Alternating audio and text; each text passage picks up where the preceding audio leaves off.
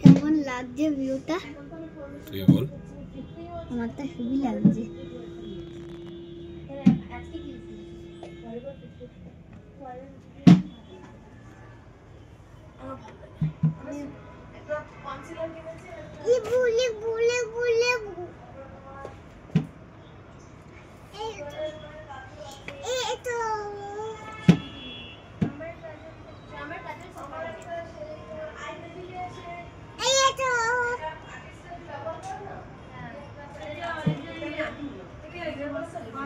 আমার কাজলটা তোমার যতই তলে দিশা হবে না।